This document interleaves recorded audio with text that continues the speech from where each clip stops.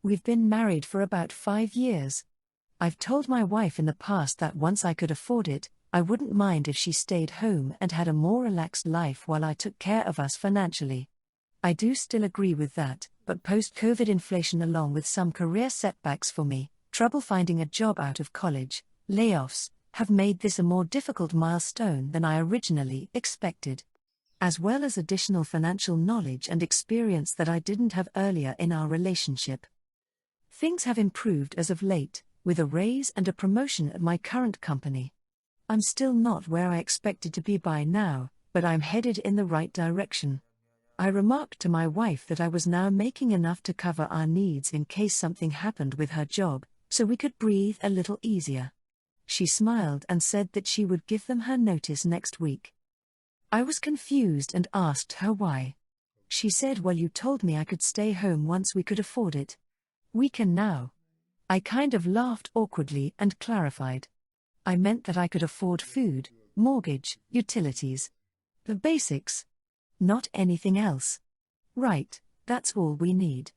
We can afford me not working anymore. This is our big disagreement. To her, and probably many others, afford simply means being able to pay the bills day to day. Are the lights on? Is there food in the pantry? Are we being foreclosed? All good then. To me, afford means being truly sustainable in the long term, covering needs easily with enough left over to have fun, take vacations, save for emergencies, invest for retirement, etc. We're about there now with both of us working, but for me to cover all of that I would need to earn about twice what I do currently. I explained this to her, and laid out the numbers of when she would be able to stay home. She's not happy. She thinks I'm being too conservative and money-centric. I think she's being short-sighted and, frankly, ignorant of current economic conditions. To be fair, I've made it easy for her to be ignorant. She hasn't paid a bill, done taxes or gone to the grocery store in 5 years. She's joint on all of our accounts and I keep fairly comprehensive budgets and expenses in a shared Google Sheet. She just chooses not to look at them. She said that she's ready to be done working soon, and that I promised her. I said that her getting to stay home wasn't an oath in court, it was just something I said I would be okay with if it made sense. I'd love to double my salary soon. If it happens, great. But it is by no means guaranteed and I'm not going to stress myself out too much to do her this favor. And it absolutely would be a favor. Her taking care of our small suburban home with no kids would essentially mean she was retired early. I'd feel good to do that for my wife, but this entitled behavior has me second-guessing it entirely. Comment 1. NTA: Your wife's lack of involvement in your finances is alarming. You need to insist she sit down and understand how much is coming in, where the money goes and what you need as contingency/rainy day fund.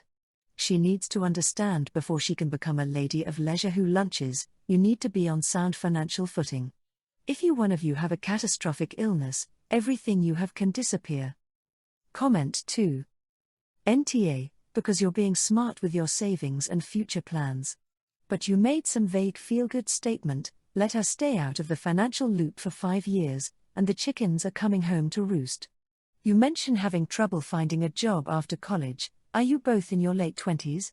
Did your wife expect to be retired early in the decade's early sense?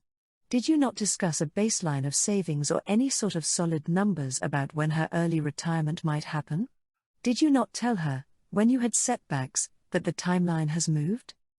OP comment: Yes, both late 20s. You are correct, it wasn't a concrete plan from the start. I've always managed our money, but it's only been in the last year or so that I've started to really get serious about emergency fund, investing, etc. I, F29, am getting married to my partner, M30, and we have planned a fantasy/Renaissance-themed wedding. We are massive fandom nerds, books, video games, movies, comics, etc., and actually met at a Ren fair and wanted that to be part of our wedding. We discussed it with our close friends and everyone thought it was a great idea. So we sent out the invitations plus an attached letter that explained why we wanted to have a themed wedding and examples of the type of things we wanted people to wear. Just Google Ren Fair if you want to see. We included photos, descriptions, budget categories that went from how to DIY a costume using old/thrifted clothes to just straight out buying something online. We also asked people to reach out if they had any worries so we could work something out. I have received a few messages from my closer friends saying they've heard other people, including some me and my partner's family members, calling me a bridezilla. Saying we are being unreasonable, that this is ridiculous, that they don't want to go if I'm going to get all up in arms over clothing.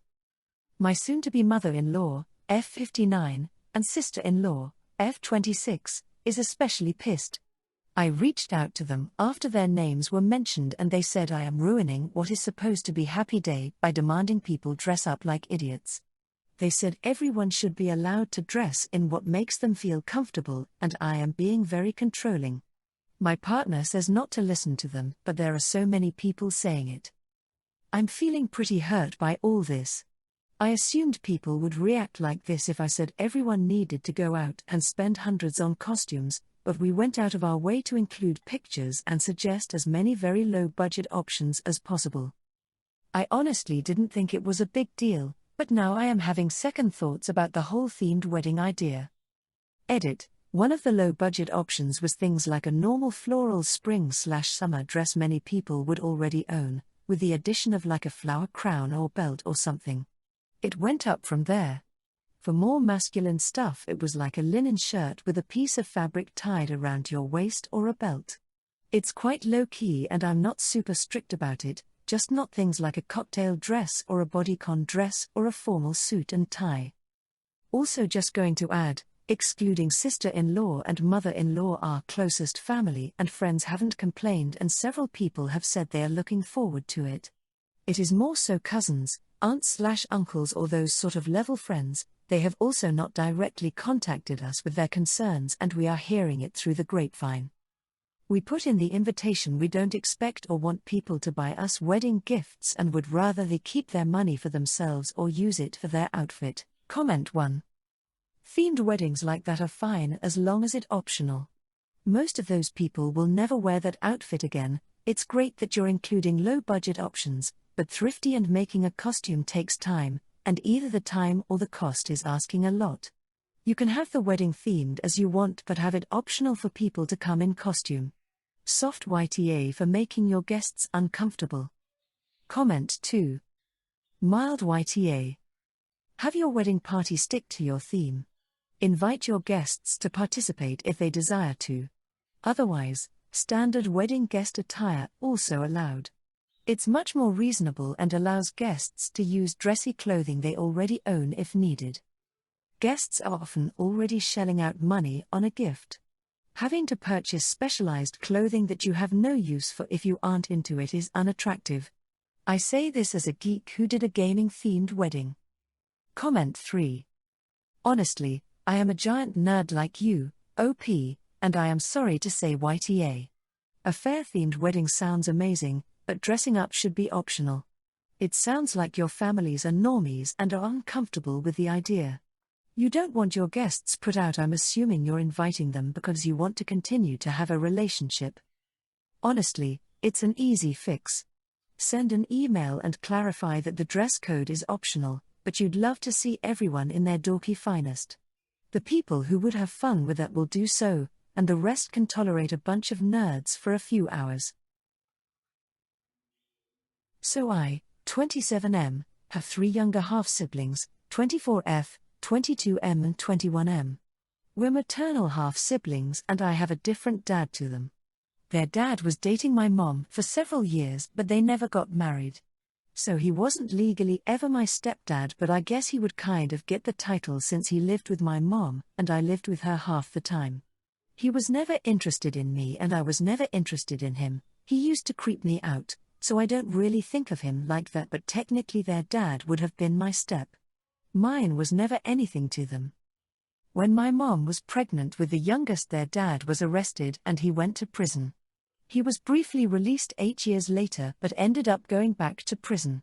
He wasn't a good guy and has a long list of convictions now. I was 8 when mom died. I was living with my dad full-time when she died. She was not taking good care of me and was taking her anger about her boyfriend's release out on me through a lot of yelling and talking to me like shit. When Mom died, a social worker got involved and my half-siblings were removed. They had no biological family willing to take them, and the social worker asked my dad if he would consider a kinship care agreement so they could be raised alongside me. My dad said that was not something he would be interested in, and so my half-siblings were placed in foster care. My dad did agree to some visits. We had one visit every 2 months for years. The visits were never easy because my half-siblings would ask to move in with my dad and me, and they would ask why my dad didn't visit and why couldn't they be with him instead so we could live together. They were separated most of the time in foster care and would put that on me and my dad as well. I refused the visits once I turned 16. I hadn't wanted them for a while, but it was more annoying than anything to have to repeat the same conversation every 2 months. My dad let me make the decision because he really had to drag me there for most of the visits anyway. We had no contact for years, and then just over 2 years ago they reached out to me and said they wanted a relationship again. I told them I didn't, and they said they wouldn't mention my dad again. So I agreed, and things were going all right. Not having to have that fight with them made it easier to care. But then a few weeks ago I found out at my half-brother's 21st birthday party that they have been lying to people claiming my dad was their stepdad and he dumped them in foster care as soon as Mom died. They apparently knew most people wouldn't think he was wrong if he was just my dad. They never knew. So they spun a story. I told people the truth when it came up, and afterward I told my half-siblings that I was so done with them and that their obsession with my dad taking them in is what drove me crazy before. I told them he wasn't their anything and lying was not the way to win me over. They accused me of ruining their lives by exposing their lies. Comment 1, NTA. While I can understand your siblings' pain and difficulty in being placed in foster care, they don't have the right to place that responsibility onto your father. It seems your dad was well out of your mother's life by the time they came along. And I guess it's easier to blame the one parent still in the vicinity instead of your mother and their father. OP, I'm not sure that you can have a relationship with your half-siblings as long as this is the narrative taking up rent in their heads. Comment 2.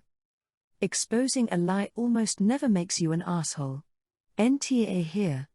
I can understand why they'd be bitter about the situation, but to warp the story to make your dad look monstrous was an asshole move. The question here isn't what your dad did or didn't do, but what your half-siblings did, which was to lie about your dad to make him look worse for no real benefit. I would have spread the truth too if I were in your shoes. I, F17, have a younger sister, Emily, F16. Even though they don't say it explicitly, Emily is clearly my parents' favorite child. I can understand why they're proud of Emily. She is a straight A student, has the lead roles in student theatre, swims competitively, is popular at school, and very, very good looking. I, on the other hand, am probably more plain.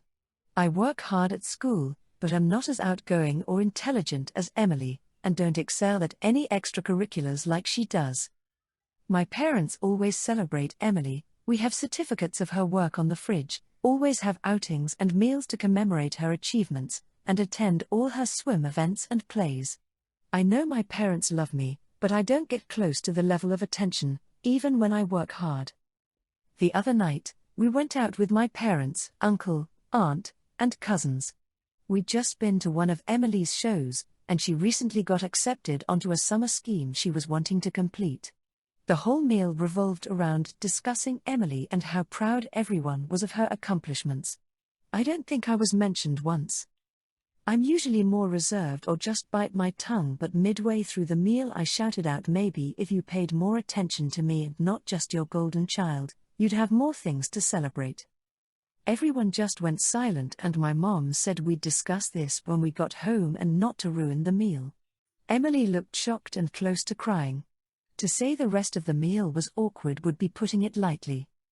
When we got home, my parents shouted at me for embarrassing them and said that Emily deserves to be celebrated and that if I did something that merited celebration, I would receive the same treatment. I said how unfair this was and nothing I do gets recognized regardless. Emily joined in and said she works hard and deserves to be recognized for that, and as the older sister, I should grow up and actually work for once if I want her success. I haven't spoken to Emily since then, and my parents are still annoyed at me for ruining the meal. Comment 1. YTA, your sister just had a show and it was to celebrate a good show. So of course Emily is gonna be the main focus. You are jealous of your sister, which happens when you have an overachieving sibling. But it's not her fault how your parents act towards her, and she shouldn't have her moment ruined because of it. Please apologize to Emily for treating her so poorly for simply doing her best. Just like you want your parents to be proud of you, she wants the same and deserves it when she does something good. Comment 2. You should read some of the posts here from children like Emily whose parents squash their accomplishments because they don't want their underachieving sibling to feel bad. It's really cruel. You should be proud of your sister. Celebrate her successes instead of letting envy get the better of you. I'm sorry, sweetheart. In this case, YTA. Comment 3. NTA. All these people asking whether you've done something meaningful think mediocre children should not be celebrated. This will lead to more mediocrity. Cause why work harder if your current work isn't celebrated ever? Also, you're literally 17. But maybe I'm biased. I was a straight A student, started taking uni courses at 15, was never ever celebrated, and now I'm even less than mediocre. Parents' attitude matters and is a factor. ETA, you should definitely work on not bottling up your feelings and having an explosion in an inappropriate time. But you're 17.